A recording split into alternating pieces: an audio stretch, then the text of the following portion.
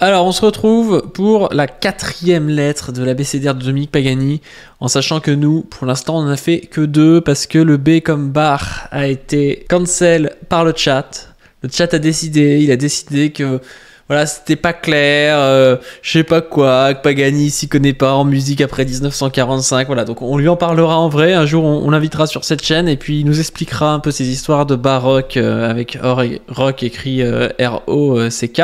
En attendant, on passe au D comme désir. Alors, la lettre D maintenant, mais on va peut-être rester un petit peu dans ce sujet de la consommation, parce que finalement, est-ce que derrière la consommation, il n'y a pas aussi ce spectre du désir qui traîne, D comme désir, qui traîne depuis, là encore, depuis les années 60, où nous serions dans une société du désir. Alors peut-être ma question, c'est elle est peut-être un peu plus philosophique. Quelle est la place précisément du désir ou anthropologique aussi on sait que ça remonte, les philosophes se sont longtemps interrogés, et depuis très longtemps, depuis Platon, sur cette notion de désir, en passant par Spinoza aussi bien sûr. Donc quel est le sens qu'on peut donner à cette notion de désir dans la société d'aujourd'hui? J'aimerais bien savoir, moi, si il avait à l'avance eu les noms ou pas. Parce qu'il a l'air très concentré là, on sait pas trop s'il découvre sur le moment ou pas la question, parce que s'il le découvre, c'est assez fort de répondre en 8 minutes sur ce genre de questions. Qu'est-ce que tu t'évoques, toi, D comme désir?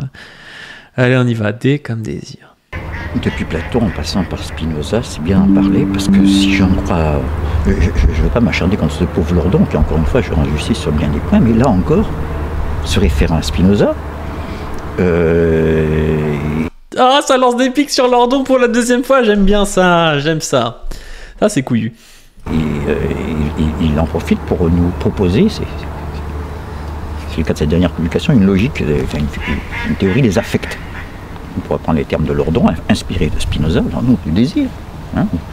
Conatus, libido chez son copain Bourdieu. Et donc, avec l'illusion, enfin, toutes les mêmes critiques.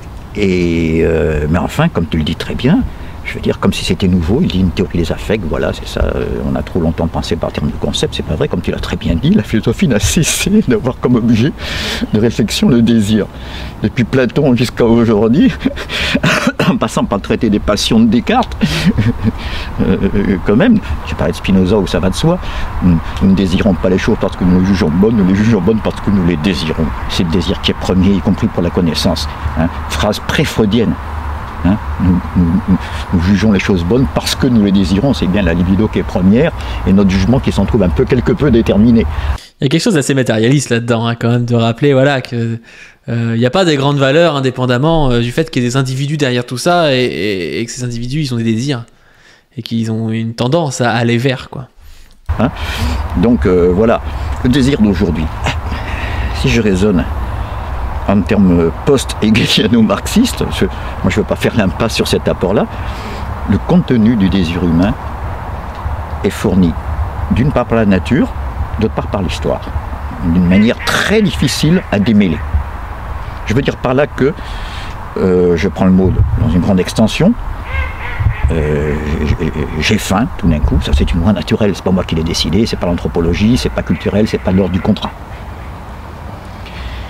Mais enfin, certains éviteront le mot désir, ils mettront le mot besoin, ce qui ne dérange pas du tout, permet de faire des distinctions. Les besoins, ce qui permet à l'animal humain de survivre et de reproduire son état, jusqu'à ce qu'il ait épuisé ses forces à vouloir le faire. Alors, certains disent que l'animal subsiste, seul l'homme existe, n'est-ce pas? Et puis, il y a cette matière apportée au désir, au fur et à mesure que l'histoire se développe, j'ai pas dit progresse, je ne fais pas de jugement de valeur, au fur et à mesure que l'histoire se développe et se complexifie, qui est fournie par l'histoire elle-même. C'est marrant que Pagani, comme ça, il nous fasse un truc presque un peu postmoderne. Ils nous disent, oui, j'ai pas dit progrès, j'ai dit développement historique. Je m'attendais pas à le voir dire ça, c'est assez étonnant, parce que quand même assez classique chez les marxistes, le sens de l'histoire, le progrès, non, le développement historique, pas de jugement de valeur derrière tout ça, c'est pas mieux. C'est-à-dire que mon désir de cette boisson, c'est pas seulement pour étancher la soif, c'est l'apéritif, c'est les copains, c'est la détente, où c'est le calumet de la paix qu'on se passe. C'est pas un tabac seulement pour la composition chimique du tabac et des vertus que peut avoir la nicotine ou des vertus ou des effets nocifs, peu importe. Mais je veux dire, il y a aussi une autre raison. On reste dans le champ symbolique, comme tout ce qui est culturel et historique. Et là, je renvoie à un des plus grands chefs-d'œuvre de Bouscard, un des plus méconnus, c'est le fameux traité pour l'amour fou qu'il a écrit vers la fin de sa vie. Il y a peu de marxistes qui ont écrit un traité de l'amour fou, où il se réfère au mythe de Tristan. Et je me rappelle qu'il me demandait le livret le texte de Wagner, on dit le poème, en cas de Wagner, parce que c'est lui-même qui les faisait, où il était stupéfié de voir la pertinence anthropologique, comme Lévi-Strauss avait vu la pertinence de Wagner dans l'ouverture au cru et le cuit, lorsque Lévi-Strauss dit Wagner est le père irrécusable de l'analyse structurale des mythes.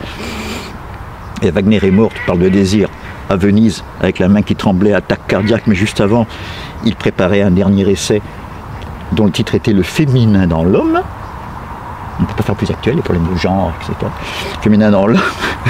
Il a juste le temps d'écrire désir, amour, tragique, paf, la crise cardiaque, ça ne s'invente pas.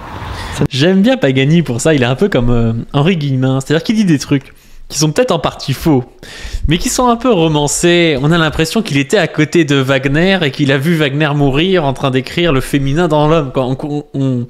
On sent quelque chose d'assez vrai, justement dans le fait que c'est sûrement très imprécis, un peu mythologique tout ça, mais c'est marrant. Ça ne s'invente pas. Et puis on sait bien que le désir joue un rôle central dans toute la tétralogie jusqu'à Parsifal, bref. Donc, encore une fois, le plus méconnu dans le désir, et surtout par les intellectuels d'aujourd'hui, c'est le contenu historique du désir. Quand La Rochefoucauld dit, il faut toujours se référer à ce qu'on appelle les moralistes français, qui ne sont ni des philosophes, ni des professeurs de morale, hein, ni ceux qui prêchent la moraline. La Rochefoucauld dit, j'en connais qui ne seraient jamais amoureux s'ils n'avaient entendu parler d'amour. Ça ne veut pas dire j'en connais quelques-uns rarissimes qui préfèrent les mots. Non, c'est une règle générale. La preuve, c'est qu'à la même époque, exactement Racine, dans Phèdre, lorsque Phèdre fait son fameux, peut-être le sommet de notre langue poétique, son fameux aveu à Hippolyte, et qu'elle évoque dans une espèce de fantasmatique qu'elle aurait pu rencontrer Thésée à ce moment-là, quand il était jeune, enfin bref, l'impossible, comme toujours le désir cherche l'impossible, quand il était venait tuer le Minotaure, là, elle en a connu qu'un vieux Thésée un peu décati et aux tempes grisonnantes. Elle lui dit, elle dit à Hippolyte, en parlant de son père, lorsque de notre crête il traversa les flots, digne sujet des vœux des filles de Minos. Et là, ce que faisiez-vous alors? Digne sujet. Ah bon? Donc les filles de Minos, c'est-à-dire elle et Ariane, elle n'a pas 36, étaient déjà amoureuses de Thésée par la simple légende qui le précédait. Donc je réponds à ta... Le mec à gauche, c'est excellent, on sait jamais s'il comprend trop, et il acquiesce, alors que Pagani, il fait des détours de l'espace dès qu'on lui pose une question, on capte pas trop la réponse là, il y a vraiment un long détour et il commence à citer dans le texte Racine. Moi ça me tue en vrai, ça me tue parce que j'ai regardé beaucoup de Pagani dans ma vie et on le reconnaît tellement là-dedans. Ta question, d'accord, c'est très bien pour la philosophie moderne, parce qu'il lui a Deleuze d'avoir mis le désir au centre de la pensée, mais enfin, j'appelle ça un coup d'épée dans l'eau car je répète qu'elle est au centre de la recherche philosophique depuis qu'elle recherche de la Sophia, c'est-à-dire pas seulement du savoir, sinon la philosophie serait au CNRS. Chercheurs scientifiques, eux aussi cherchent à savoir, les savants, non, par définition. Mais de la sagesse, c'est-à-dire précisément de ce qui concerne les désirs. Si je veux savoir, je demande aux savants. Mais si je veux savoir ce qui concerne le monde autour de moi, combien il y a de satellites autour de Jupiter, je demande aux savants. Si je demande, par contre, est-ce que je fais bien de me marier avec Annabelle, ou est-ce que je fais bien d'envoyer 3 bateaux maintenant en Asie mineure, est-ce que c'est le moment où tu as déclaré la guerre, là je vais consulter un sage, pas un savant. Et c'est pas nécessairement le plus savant qui va me donner les meilleurs conseils, c'est pas celui qui sait exactement combien il y a de grains de sable dans le Sahara qui va mieux me conseiller en matière de mariage ou de déclaration de guerre. Donc depuis toujours le désir est au cœur de la réflexion philosophique. C'est très bien, je reprends mon fil pour la pensée moderne, de l'avoir recentré là-dessus, après un peu les apogées de l'école épistémologique française, Bachelard, etc. C'était plutôt le scientifique qui était au cœur du débat après la guerre. Mais je constate que ça s'est passé au détriment de ce contenu apporté au désir par l'histoire, car il fallait être anti-marxiste à ce moment-là. C'était la grande époque de la contre-révolution libérale libertaire. Et donc, c'est une philosophie du désir formaliste, forcément, C'est bien de parler du désir, mais c'est mal de le priver de ce qui en fait son contenu concret. Et je constate, je termine, ça va sembler une boutade, mais tout de même, je constate qu'il y a plus de marxisme dans Proust que dans toute cette pensée soi-disant radicale. Proust est un bon romancier, il note bien le réel, et dans le réel, il voit bien que le teint des jeunes El famoso réel. filles qui sont sur la jetée à Balbec, et là on est loin de la classe ouvrière, hein.